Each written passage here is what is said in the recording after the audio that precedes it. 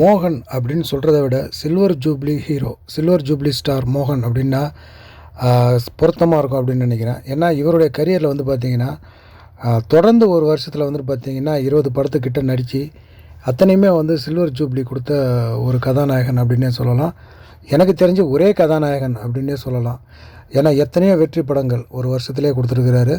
இவர் ஒரு 100 படம் நடிச்சிருக்கிறாரு அப்படின்னு உதாரணத்தை எடுத்துட்டோம்னா அதில் ஒரு 50 படம் வந்து பார்த்திங்கன்னா பெரிய அளவில் பிளாக் பஸ்டர் மூவிஸ் தான்.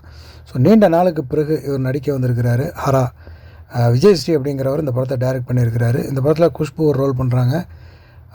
இந்த படத்தில் வந்து பார்த்திங்கன்னா யோகி பாபு அவரும் வந்துட்டு ஒரு ரோல் பண்ணுறாரு. ரொம்பவே டிஃப்ரெண்ட்டான ரோல் அப்படின்னு சொல்லியிருந்தாங்க. இந்த படத்தோட இசை தான் வந்துட்டு பார்த்திங்கன்னா இளையராஜா இருந்திருந்தால் இன்னும் நல்லா இருந்திருக்கும் அப்படிங்கிறது என்னுடைய கணிப்பு.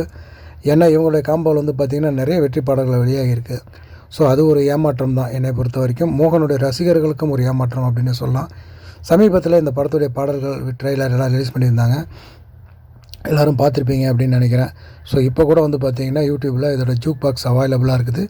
பாடல்கள் எல்லாம் கேளுங்க. சமீபத்தில் மகளே அப்படி ஒரு பாடல் வெளியிட்டிருந்தாங்க. ரொம்பவே மெலடியாக கேட்குறதுக்கு நல்லாவே இருந்தது. ஸோ இந்த படத்தோட ரிலீஸ் டேட் வந்து இப்போ அஃபிஷியலாக சொல்லியிருக்கிறாங்க.